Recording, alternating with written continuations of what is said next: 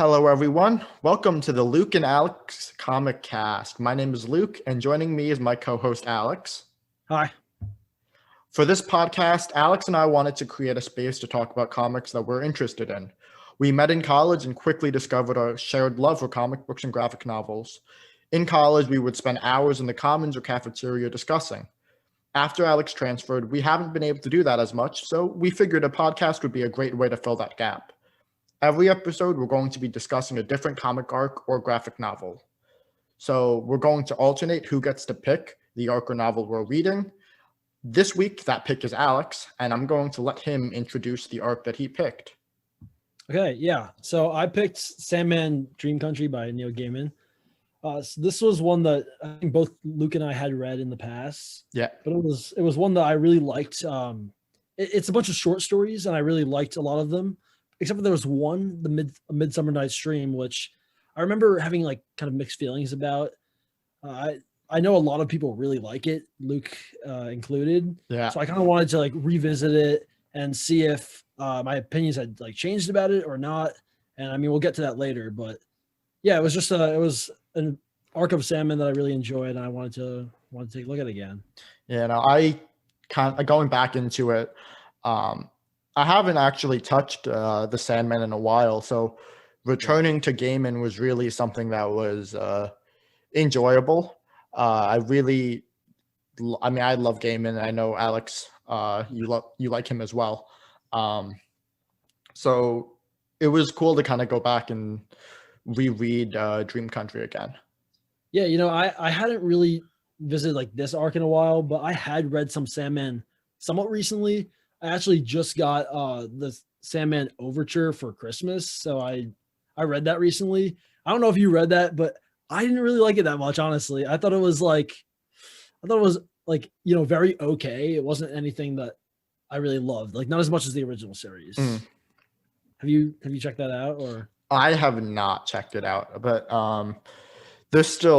I've read through pretty much all of the original run, Yeah. and then also Death.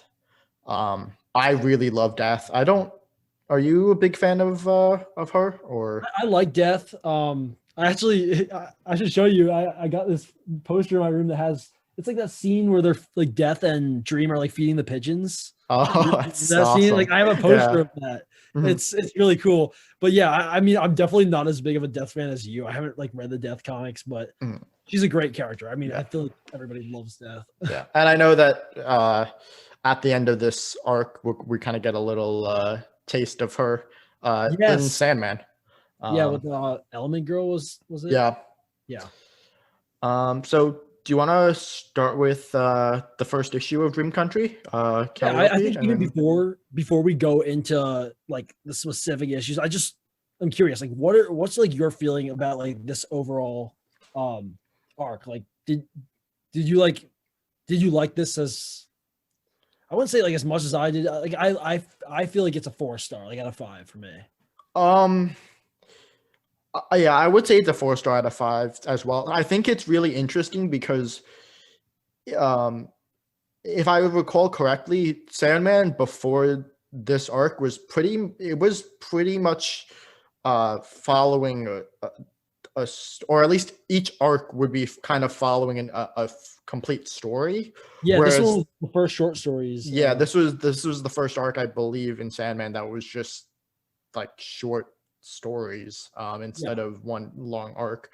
And I think personally, I found it to be a hit or miss. I would say, I guess I'll ask you, which was your favorite individual issue? Okay, so I have kind of 2 answers, because before rereading this, I remembered the one I remember the most was Calliope, and that one I thought was my favorite. But rereading it, I really liked the last issue. And I feel like this is an unpopular opinion, because I feel like everybody's favorite is Midsummer Night's Dream. Like everybody loves Midsummer Night's Dream, but that's honestly my least favorite. I really like the one with Element Girl. For some reason, that one really connected with me this time.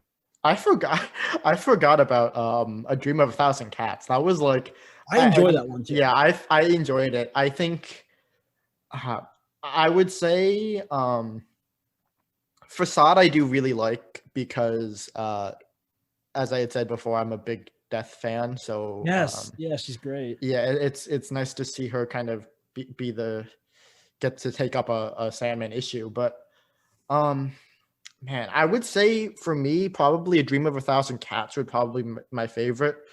And then I think I would say Midsummer Night's Dream would be a little bit ahead of Facade for me. And then I'd probably say Facade and Calliope is last. Even though, I mean, I don't even think Calliope is bad. I think it's just that I think that I like the other three a little more. That's fair. For something about Calliope, I just think it's so creepy and like messed up that it's like almost, you know, enjoyable in that way. Mhm. I don't know. I just find the idea like fascinating that he's able to like, you know, dehumanize this clearly like sentient being and just like objectify her and turn her into this muse. I don't know. It's an interesting concept. Mhm. Speaking of creepy, I think that a large part of that also has to do with the art, which is I believe it's Kelly Jones who does the art throughout the entire arc. Let me check to make sure. The art is perfect. I feel like for these stories, especially like the Element Girl one, Facade. So Kelly Jones does Calliope and A Dream of a Thousand Cats, and then it's for Midsummer Night's Dream, it's Charles Vess, and then for Facade, it is Colleen Doran. So okay, yeah, I mean, I really like the art pretty much throughout the arc. I think Kelly Jones is, I would say he's pretty there's a mixed reception. I think some people really like his style and others less so, but yeah, I think it really fits. Yeah, I think it does fit, but like there were definitely points where I'm just like the faces can be very interesting. I feel like maybe my one problem is just that it feels like a lot of the faces change of people throughout like his art. It's like the main guy in, I don't remember what his name was. Was it like Richard Maddock or something like that? Yeah. But anyways, I felt like it was almost like unrecognizable at different points. Like he kind of changes. Like it looks like a very different person. But I guess to be fair, does take place throughout a longer period of time. So he does. Yeah, because they kind of progress through the years in the issue, which is also something I kind of found interesting. I mean, I guess we can kind of, now that we're going into, I guess we can kind of go. Might as well go into Calliope. Yeah, we can go into Calliope. I think the transition. Yeah, I mean, man, I just feel bad. You feel so bad for her throughout this issue. I mean, oh, it's fucked up. Oh, it's so bad. Yeah. I mean the stuff that she has to go through. And I mean, I think you can really see it in terms of the way that Gaiman and Jones choose to portray her throughout the issue. She looks like some at point she looks like she's like starved too. Like you can see her like ribs and stuff. Yeah, the first time you see her, yeah, like it's basically like skeletal. It's all darkness, and you basically just see like the outline of her rib cage, and like she's like an animal. She's like an animal. Yeah, it is. It's pretty messed up. I mean, and then there's the when I hope I'm saying the right name. I think it's Richard. He like takes her back to his place, and then he's like raping her. Yeah. And then there's the description that's like, for a moment he thinks maybe he gave her a human girl and he's doing something wrong. Yeah, which is really weird. I mean, it's like, all right, so if it's human, it's messed up, but if it's a muse, it's fine. What is going on through this dude's mind? There's definitely some like it's probably supposed to be some kind of like, you know, commentary there, maybe like, you know, how like think about like slavery and stuff, how they were like, you know, people were dehumanized and raped like this. I'm sure. I mean, still are. Submarine's not gone, but I figure that's something probably gaming's like getting at. Yeah, I mean, especially too, I think then you see with the next issue being A Dream of a Thousand Cats, which also kind of talks about this idea of kind of how humans treat non-humans and the idea of kind of sentience. That's true. I didn't even make that connection, but that's a really good point. And I think it shows something about what was on Gaiman's mind when he was making a lot of these stories. Yeah, honestly, I think this entire arc, I would say, I mean, even Midsummer Night's Dream as well. It's kind of talking about. It's also kind of looking at non-humans. Facade as well. I mean, this whole arc really. That seems to be a running theme. Yep, I didn't even think of it that much, but that's so true. Now that you mention it, that is definitely a running theme in all of these stories. I want to see.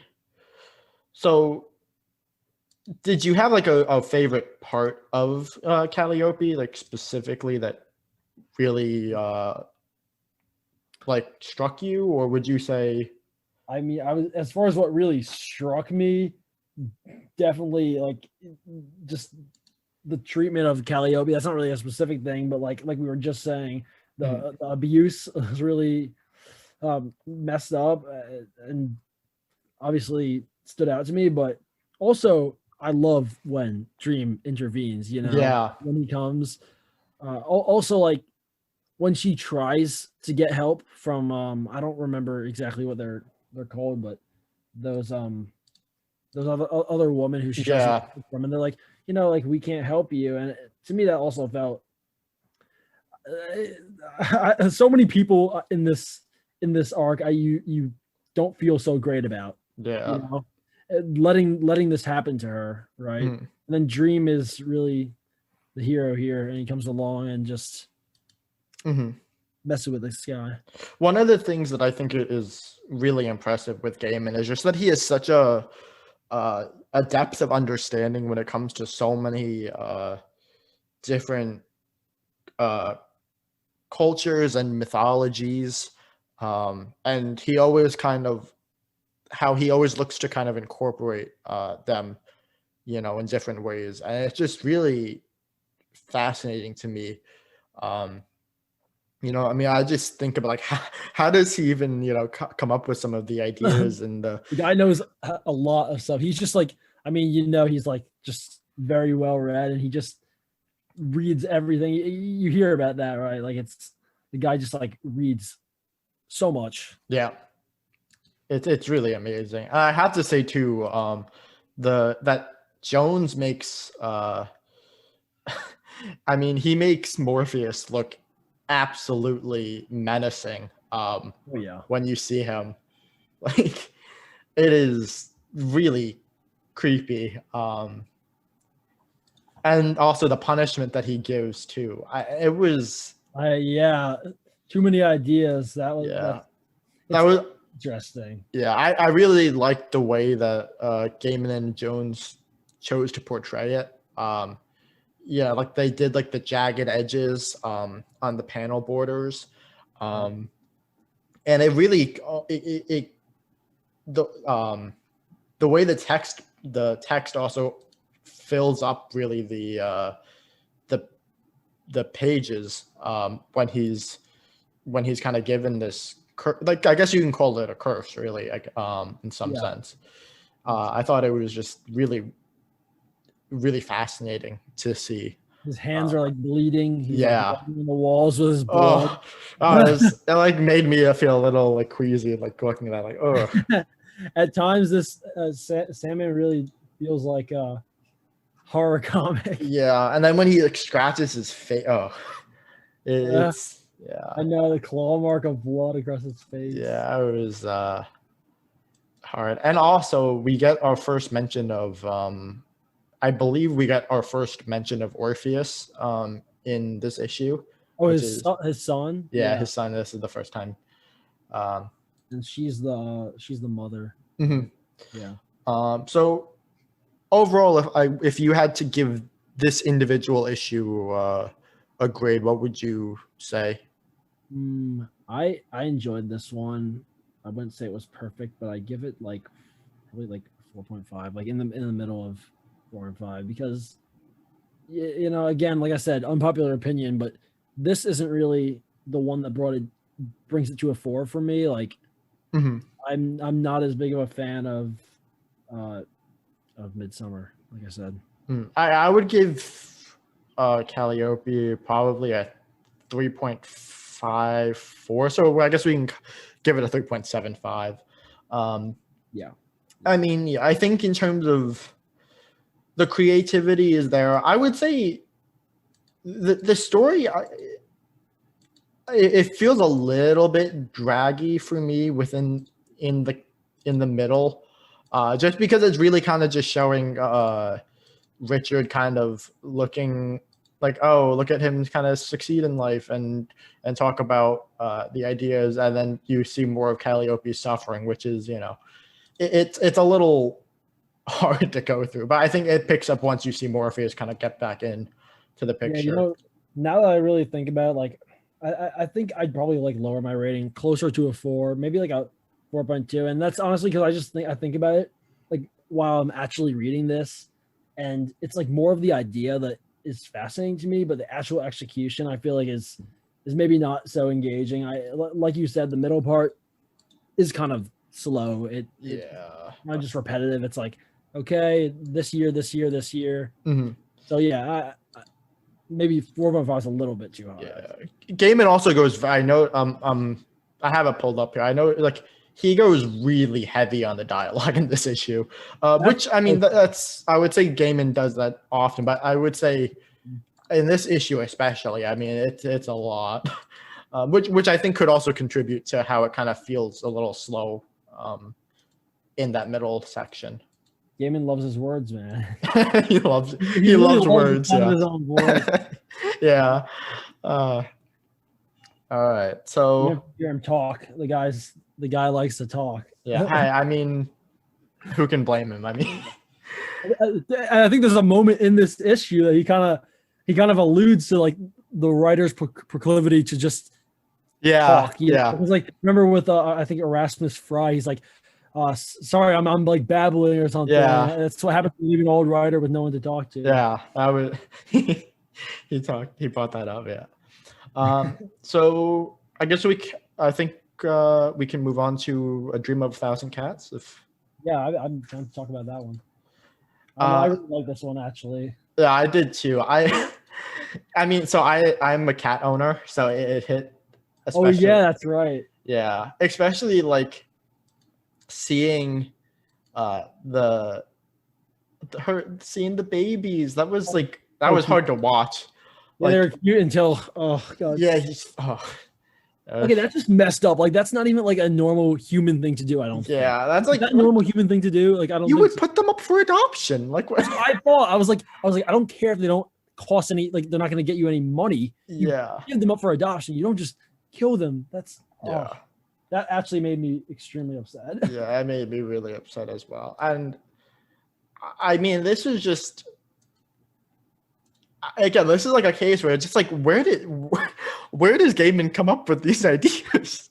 He thinks about throwing kittens in a lake. I suppose. Well, it's also. I mean, aside from that, but just like the idea of like, let's think about if like cats were really the ones who were like ruling the world, and then humans like dreamed and changed the reality so that humans were the ones in control. It's like Neil Gaiman, like again and again, blows me away with his creativity. I mean, like we should just commend him on that. Like, even though his execution to me is like kind of hit or miss, like sometimes his stories can, like we were just talking about, they can drag on. They're not always the most engaging, but his ideas are never at fault. His ideas are so. It makes me kind of think he might have some kind of muse, Mm-hmm. Also, can I just say, I love Cat Morpheus. Oh my gosh, I love Cat Morpheus. Cat Morpheus. So good. Yeah, it was great. Like I feel like that is just such a perfect, like a raggedy black cat with red eyes. Yeah, I'm like, yeah, that looks. I love the different incarnations of Morpheus, like when he deals with different beings, how he's like changes into them. Mhm. I think Absolutely. in Overture, which I just read, like you see tons of different versions of him because like Mhm. across the galaxy there are all these different Morpheus, like alien Morpheus. So, but anyways, Yeah. I mean, other than that, like again, I think this is an interesting case where like I don't know, the actual story it's I mean, I guess this is kind of the case when you're doing one shot. Like it does move really quickly, I would say. Um, yeah, you know, but I think this is really another case where I think it's kind of the imagination of Gaiman, that really makes it stand out for me. Um, for sure. For yeah. sure. I mean, Um, yeah, I like how it's mostly this cat telling its story of meeting Morpheus. mhm. It's interesting. It's like this like prophet cat. Yeah. It's coming to it's spreading its word, traveling around the country or whatever. Yeah. I love too the last two panels where it's you see like the cat who was just at kind of the gathering, um, and you can see it kind of squirming around, and like they actually bring up the thing that I always think about too is like where like the humans are like at like wondering what the cat's thinking about, which I also do sometimes, you know. Maybe your cat's thinking about killing you, man. Maybe it's thinking about I want to look out. taking over the world. Yeah, it's funny. They're like, looks like he's hunting something, and it's Yeah. like a small animal. Yeah. Nah, man, that small animal is you. Yeah. I love it too. It's really cute, and they have cute and bold. Oh Uh, yeah, really, really interesting. just an So enjoyable comic because of all the cute cats. yeah, the cats help. So, if you had to give a rating, what would you say? This one is probably this one. I feel like I could probably give like a 4.5.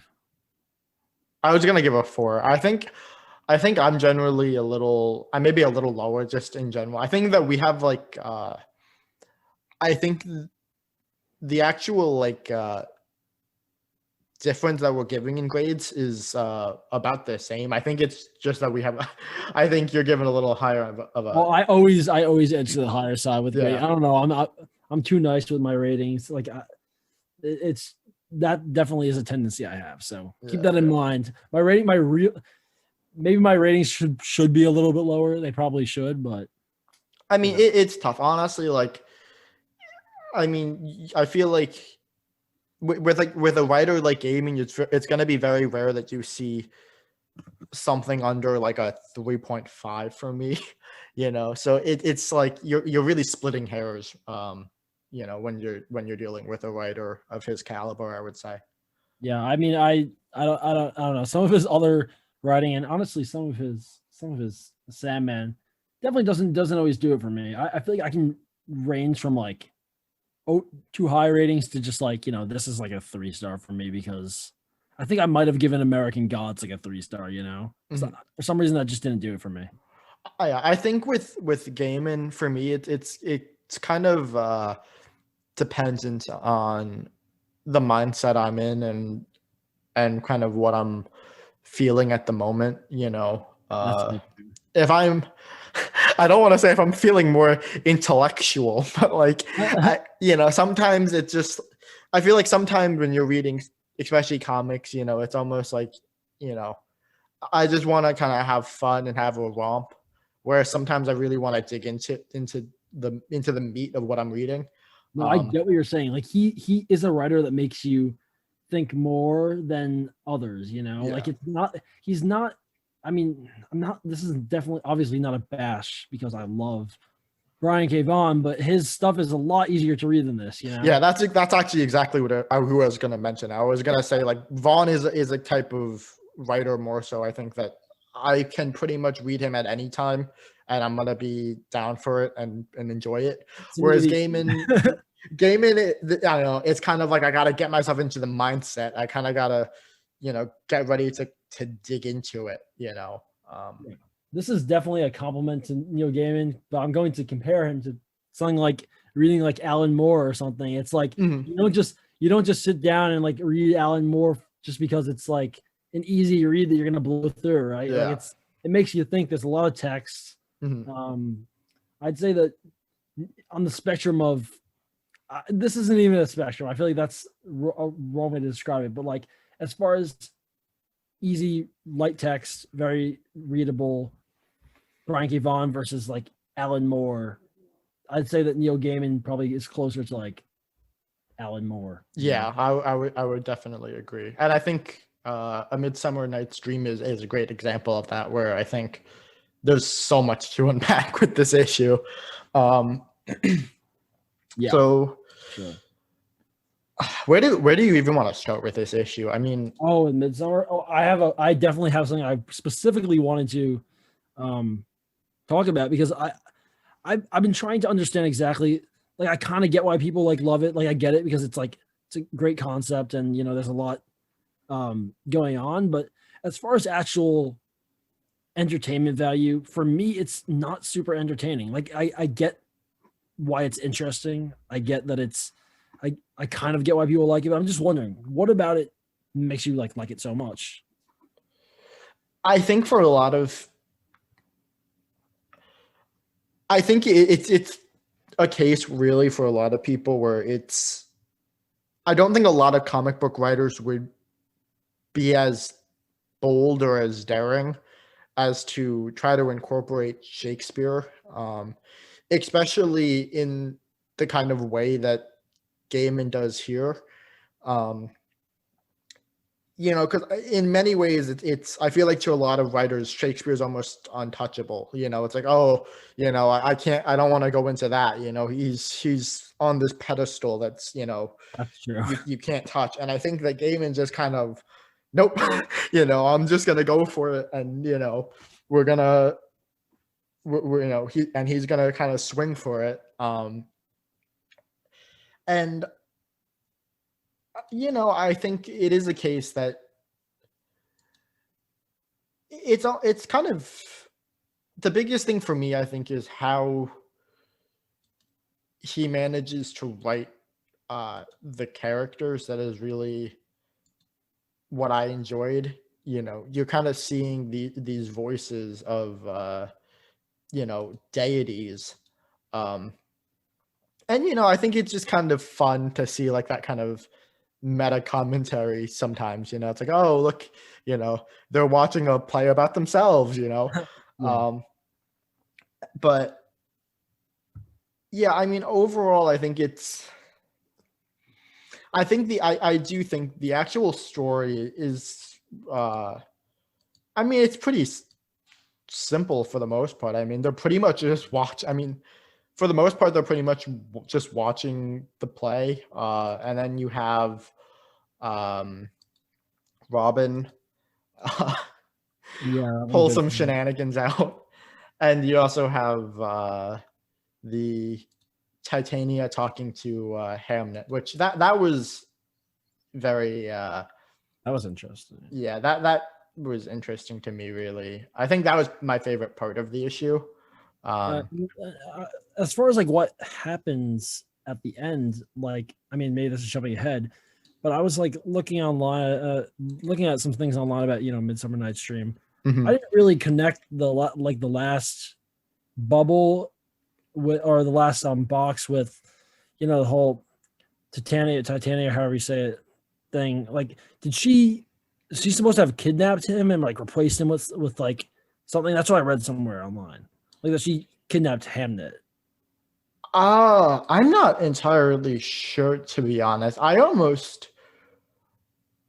It did feel almost as if she was kind of looking to give him some sort of release, and I don't know exactly what that release was, but I mean, you can see throughout the issue that she clearly takes an interest in him. Yes. Yes. And I think that, again, this is kind of one of those interesting times where Gaiman kind of, I mean, I would say he kind of criticizes Shakespeare in a way, like looking at the way that Hamnet is treated in this interpretation. Yeah. I mean, You know, don't you think a lot of this is just kind of his like interpretation of how Shakespeare was? Like he just doesn't. I guess there are biographies and stuff of Shakespeare. I don't know how much of it's factual and how much of it's his own invention. mhm. As far as the way, yeah. I just find it interesting that I feel like at the beginning of the issue, like,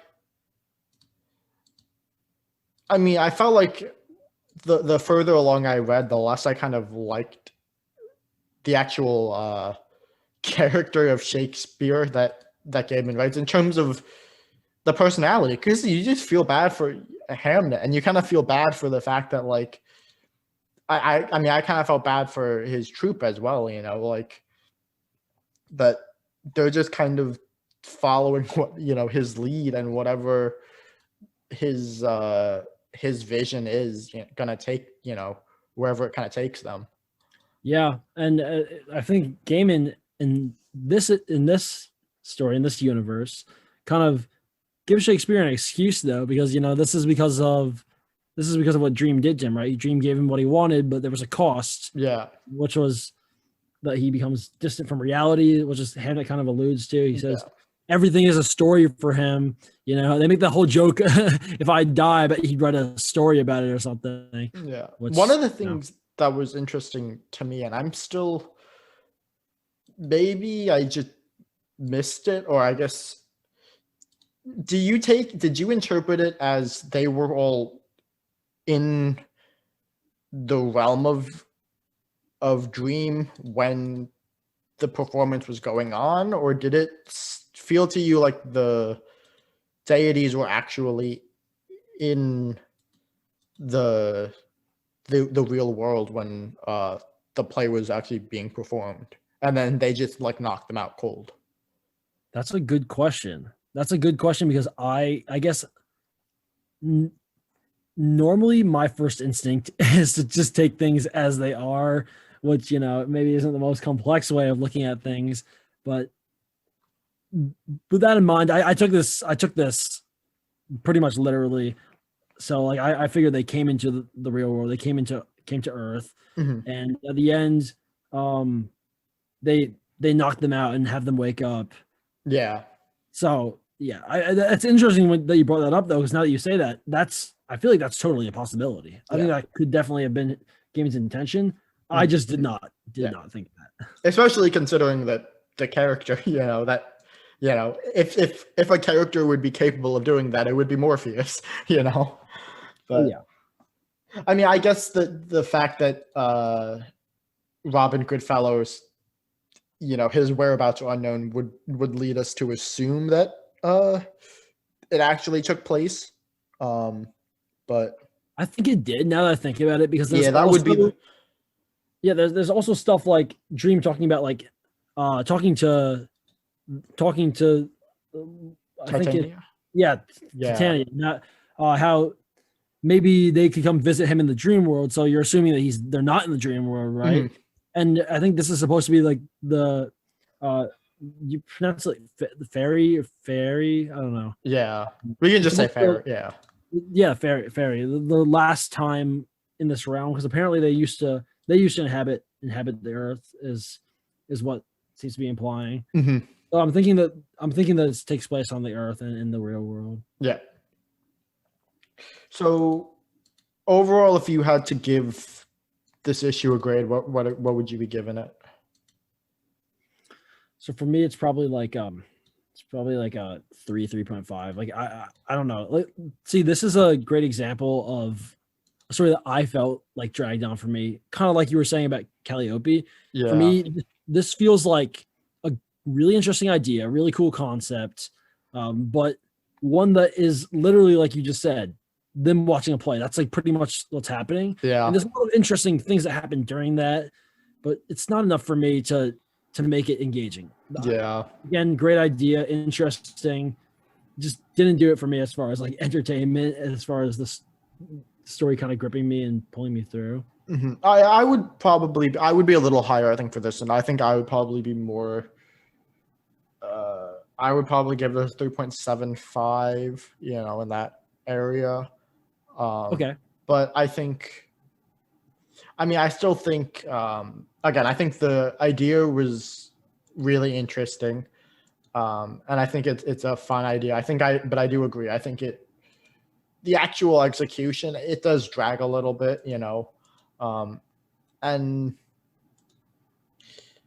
it's tough. I mean, like you gotta fill the page quota, and I think could have been an interesting case if it was like half of the story it was. Like what if I feel like it could work well if you took like Calliope and Midsummer Night's Dream and like cut it so that they were both like half of one issue, But yeah, that's an interesting like proposition, because I think we don't really think about that much in comics, that like a lot of these comics, especially with like mainstream Marvel, DC, they kind of have to be a certain length. yeah, And I can definitely, I feel like that can stifle maybe creativity, like you can't make shorter stories. You can't really, you can make longer ones, but they have to be multiple issues. They have to be, an arc.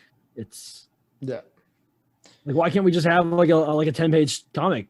Yeah. Like, right? And I guess I seem like, it seems to me that's almost like what kind of happened here, that I think Gaiman had stories he wanted to tell. And I think this may have been the shortest that they let him do it, like, here you get an arc to just do 1-issue stories each, and go for it, But yeah.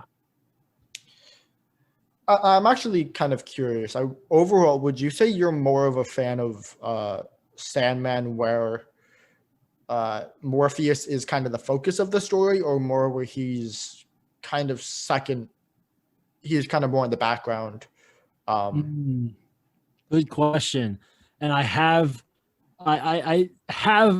a clear opinion about this, probably because, like I said, I recently read Sandman Overture, very Morpheus focused. I mean, that's the whole story is about him, really. Versus another story, Sandman, I read very recently, A Game of You, which is another, I think, unpopular opinion, because I hear that this is not a fan favorite. It's my favorite, like, Sandman arc. And it's not Morpheus focused at all. He appears at like the end of the entire thing, like for a brief period. That's my favorite. I did not really like Overture. So just based on those two, I'd say that I do like it when it's not necessarily Morpheus focused. Yeah.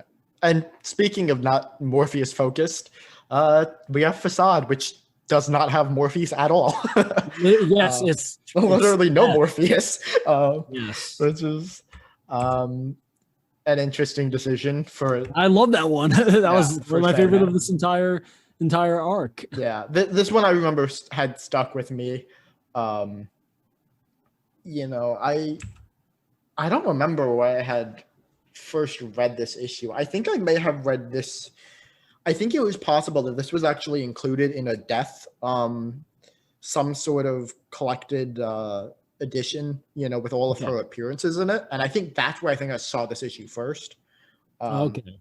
So, but yeah, this is a kind of sad one. Yeah, it's really sad. I think, right away, like the phone call, really kind of hit. Like it's just it's a gut wrench, Oh, it's so that's the one person she has to talk to. Yeah, like, and you can really hear. This is the thing too that Gaiman I think always does really well, is just the voices of characters. Oh yeah, you can really feel, Element Girl, or what is, I forget her name. Yeah, Rain. Was it Rainy? I think it's Rainy. Yeah, Rainy. Like, you can feel the kind of the tension and the panic when the phone call is getting ended. It's just it really hit me. Yeah, it just makes you think about things, right? Like loneliness and stuff. I think I read something about like the elderly, how a lot of times they suffer from something kind of what I imagine is something like this, not really having people to talk to and really needing people to talk to, because that's, I don't know, this whole story makes me want to like reach out to people I haven't talked to in a while, just in case somebody's going through something like this, where they don't have anyone in their life. It's just really sad. Yeah. Especially like when you get, you kind of get the brief backstory of Element Girl, which is interesting. I mean, I think it was just, I wonder what kind of went through Gaiman's thought process when he was like, let's just pick like an obscure DC character, let's just pull one out instead of isn't that this whole series? that is true. Yeah, that's true. Yeah, Gaiman loves pulling out those obscure DC characters and making them interesting. Yeah, actually, all right, good, fun question. Who do you think likes it more, Gaiman or Morrison, pulling up obscure DC characters and I mean, I don't think I've read as much Morrison as you, so I don't think I can make a great judgment. I know Gaiman loves it. Yeah, I think it's pretty close in my estimation. But I mean, I think like for me, one of the panels that really struck me was when they're at they're having the meal together, with Rainey's having the meal with Della, and Della mentions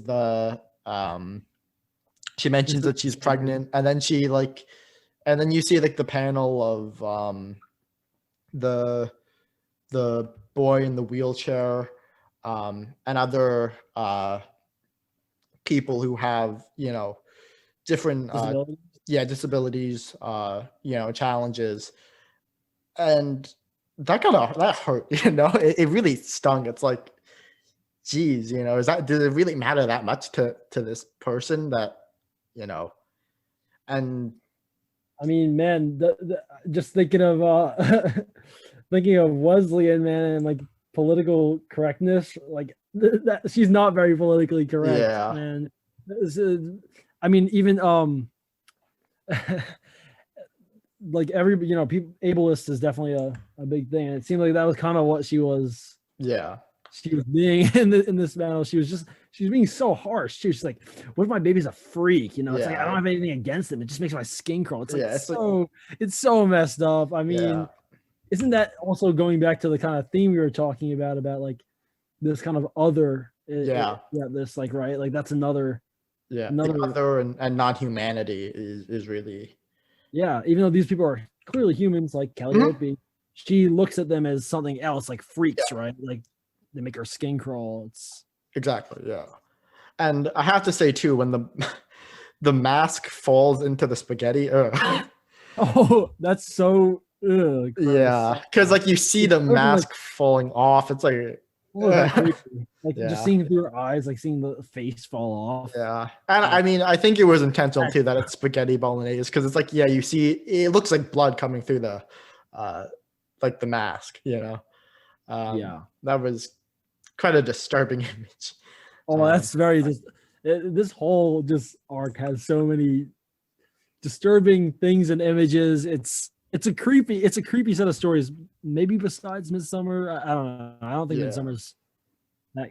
I guess the Cats isn't even that creepy. But mainly Calliope and this one are kind of creepy. Yeah.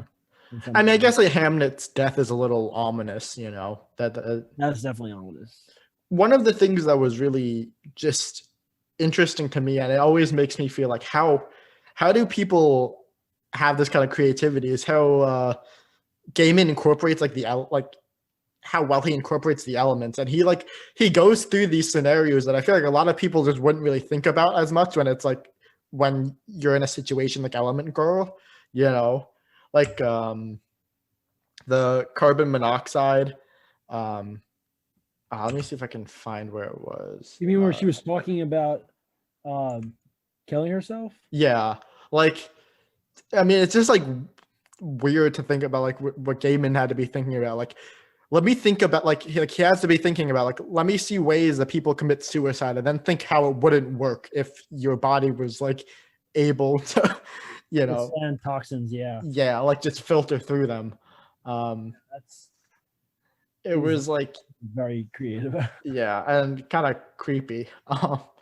You know, But it's like she's been all alone in her place with no one and just contemplating all these ways to kill herself. yeah, It's just contemplating ways to die and ways that she can't actually die. It's like, yeah. I also really like this dialogue with Death, you know, and I liked how Death was kind of like, I don't know about you, I got the impression Death was kind of telling her, you know, this is really partially your fault for making your life so miserable. You know, you're kind of choosing to like let your life be terrible, but if you really can't figure things out, if you really want to die, I'll help you. yeah. I mean, I think that that's the thing that's always been interesting to me with Death is that like I don't think it's often that you see Grim Reaper type figures who are not like Death just sees it as a job, you know. It's not like Death just wants everything to die, you know. Not at all. If it's more of a case that she just has this responsibility that she has to carry out, you know. Yeah. Yeah. She's And definitely not looking to kill people. yeah, you know. I mean, she's I think she's my second favorite of the Endless after with Morpheus being number one. I don't know about you. Oh, interesting. I always thought she was your favorite, but Morpheus is pretty. I mean, he's pretty great. Yeah. Oh, man, I haven't really thought about an order for the Endless as far as like favorites, but they're the ones that really stand out. You know, besides like I guess Delirium stands out. Yeah, for Delirium sure. is yeah. But I don't really think there's anyone I can think of who I like better than those two. You know, Yeah. I don't know about which one I like better. I'd probably go same as you because I mean he's Morpheus. Like, come on. He's the protagonist of all of these comics. Yeah. And I think too, one of the things that was really interesting was how you know, Rainey kind of like looks at the sun and the embodiment, I guess, which is kind of Ra, you know, or at least the symbol of Ra. Yes. And it was just like it's so it's just striking, you know, like you just get this giant splash, you know, of the sun on this you know, like this I guess it's the evening when she's looking at it. It just It looks like yeah, just close to sunset maybe. I don't know. yeah. And then you get this last page where Mulligan is calling and yeah, I mean, I was the thing that I think you mentioned too, which is that like there's kind of consequences in some sense, and Element Girl, you know, you wonder in some sense if this was a case that how much of it was her not wanting to kind of reach out with others, but. Yeah, I mean, it's definitely a lot of it. A lot of her suffering, I'd say, is self-imposed. I mean, I think that's the case with a lot of people. I'm not. It's not like blaming her for it. Not at all. I mean, she obviously is living a very difficult life. She's, you call it deformed, I guess. She does not look normal for sure. Yeah. And that makes it very difficult for her to go out. But her, you know, in the end, it's really her who's choosing to lock herself up here and not make more of an effort to go out there and find other people, maybe people like her. I mean, you even have that moment where her friend is talking about the freaks out there, the people with disabilities that she calls them freaks. It's like there are other people out there in the world who don't look completely normal. And it's like maybe she could find a community, maybe she could find a way to make her life better and less lonely. But instead, she really kind of just locks herself up. Calls this guy once in a while, is absolutely terrified to go out and really doesn't really think much about changing it. Mhm. I mean, she's certainly depressed, anxious, Yeah. and you empathize with that, and it really sucks, and you feel terrible. Yeah. But I think death touches on it briefly. I don't remember exactly what she says, but she's like, you're like not really letting yourself be happy. She says Yeah. something like that. Hmm. Yeah. It definitely was sad, and as someone who's kind of dealt with anxiety and depression, like I definitely can sympathize with kind of that feeling of kind of like feeling unwanted and uncared for. Um, and that's why it kind of felt one of the things that like hit me is that like, you know, death stops by and it's like she doesn't really want to talk to death, even though death is kind of like an open shoulder here, being like, you know, I mean, and that's the thing that always strikes me too with death as a character, it's like she's just she really, it's clear that she really cares about, um people in a way. Yeah, for sure. Honestly, I almost feel like she's maybe more empathetic than Morpheus is in sometimes. She's definitely more open about it, I'd say, because Yeah. Morpheus is like, there are moments where you realize that like, this guy really does deep down care about people. He's Yeah. deep down a good guy. Mhm. He's very stoic. He doesn't like to show his care, his emotions. Whereas she's very, very open about her emotions and Mhm. feelings. Yeah. So overall, if you were to give this one a grade, what would you? I mean, honestly, after reading it this like time recently, this felt like close to a 5 or a 5 for me, because it was just, I really enjoyed it. And like you were saying, I also have suffered from mental health problems like depression and anxiety, and I definitely empathize with her. But I also see the tragedy in her not really helping herself and um, having to basically having this tragic conclusion where she does give in to the temptation to end her life, Yeah. which is sad, but I find it fascinating. And this was not one that was slow for me. That's important to note. I feel like this might contrast with a lot of the other stories in this volume, where it really felt like I was engaged. Yeah. For Like I think the biggest thing for me, like kind of like the conversation or the meal, it goes in two and a half, and basically 3 pages, that he's able to kind of hit the notes. That's perfect to me. Like it's Yeah, it was so good. yeah, it was like the perfect amount of pacing needed. It's like didn't go too fast or too slow. It felt like right. The timing was really solid there. Yeah, I mean overall, I guess I would probably say 4.25. Yeah, really, really solid. And I know that a lot of I would say a fair number of people don't actually like this issue as much as some of the others. Yeah. Which I think some of that comes down to, I think, people, especially readers who aren't really as big of fans of DC, can kind of get turned away because he's using kind of a DC character. But in this kind of case, I don't think it really matters. Like, Oh, it doesn't. Not yeah, for me. like I didn't know anything about Element Girl going into this, and I love this story. that's the case. If people are like, "Oh, well, I don't know about Element Girl. I don't really care about her," but it's like you don't really. I don't feel like. I feel the way Gaiman does it, you don't really need to have a whole backstory.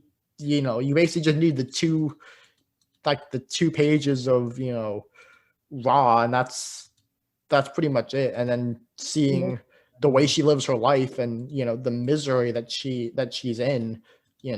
I don't really feel like you need more than that. I agree. I think that these pages are enough for me to understand the character and to, invest in her. So I didn't think that it was necessary to have, a background with Element Girl. Yeah, absolutely. It's interesting that you were saying how like a lot of people don't like this, and I think I've heard similar thing. I don't know what it is with me and Sandman, but I feel like I always like the things that are apparently, most people don't like this. Like I was saying, a game of you. I read somewhere that Neil Gaiman was saying a lot of people don't like a game of you, which it's his favorite apparently. But Hmm. I don't know why. I'm trying to figure out what is it that people don't like about these stories that I like. I don't know. Hmm. Like I know this is not really the topic of it, but like, what do you remember and how do you feel about like a game of you? I have not. I don't really recall Yeah, that a was the game of you one that.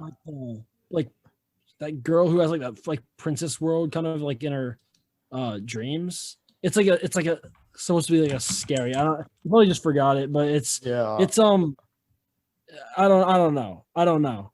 It's I'm sure apparently Neil Gaiman likes that arc, but he was talking about how a lot of people don't, and I don't know. I just don't really understand why. Oh, I see. I remember now. You Yeah, I just remember? had to get Yeah. reminded first. Yeah. Um, yeah, I remember. I mean, I uh I liked I remembered liking a game of you. I think I'm trying to think of what my favorite arc of Sandman was overall. I would say let me think.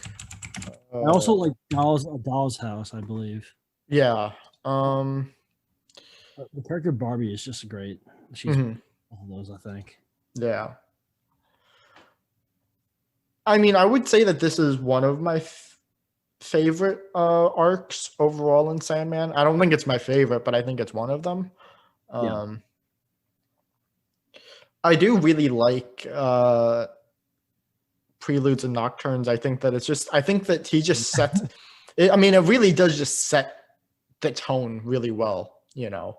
Yeah. Um but yeah, I mean, overall I did really enjoy going back and rereading these issues. You know, and I think, you know, I think Gaiman always kind of gives you something to think about, you know, when you're reading his works. Um, and I think that, you know, he does it with these issues as well. Um, Yeah, definitely. When I originally read like Sandman, the short stories, like short story collections, kind of bothered me because like I felt like it was like I just wanted like the continuous kind of story, and I was like, oh, short stories, I just want to read like a complete arc, mhm. but it's interesting because but then now I wanted to go back to this, Yeah. because I did like a lot of these stories. Hmm. Um, but yeah, I don't know. A lot of people seem to like when he does short stories, but Hmm. I do as sometimes well. Yeah. disrupting it. Yeah, yeah, and I do enjoy them. It's just a lot of times I wanted more of that continuous story. Yeah. I think for me, the interest is really that he decided to do it in the middle of Sandman instead of as some, you know, like putting it off as a different in its own kind of section, you know, Mm. as you know, its own thing or like a spin-off. But I guess he really felt like it was important that these stories were kind of a part of the greater Sandman collection, um, of the original run. Um, you know. I think he said something like he wanted a kind of like break or something in the middle of Sandman just to like make these short stories. I think that might have been like his motivation. Just he might have got tired of like writing these continuous stories, and he was just like, yeah, I'm gonna take a moment to make a few short stories and Yeah. connect with Morpheus. Mhm. But but Yeah. I mean, overall, it was really. I mean, I still enjoyed it. You know, oh yeah, no for even sure. I mean, even again, that's the kid. I think it's hard to say that you know, even his weakest stuff is really bad. You know, so it's like, you know, No, he's always gonna be a solid read. he's talented. The guy is creative and extremely talented as a writer. He's not making stuff that's just like yeah, like really bad. Some of it is not so enjoyable maybe to me, or both of us were talking about how things can be slow. Yeah. But his writing is never poor writing. The ideas are always extremely interesting and creative. So Yeah. All right. So I think we pretty much said everything that we needed to say on these. I think it was a great episode. I think we covered a lot. I mean, we covered the entire volume. So yeah. Next up, Grant Morrison, right? Yep. We're going to be reading New X-Men, E for Extinction, which was the beginning of Grant Morrison's X-Men run, where he kind of changed up the status quo a little bit. And I'm interested to see what Alex thinks of it. I think I might have read at least a couple issues of that. I don't think I read the entire arc. So.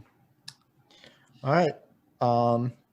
Thank you everyone for watching. I hope you have a great day or a great night, and we will see you next week.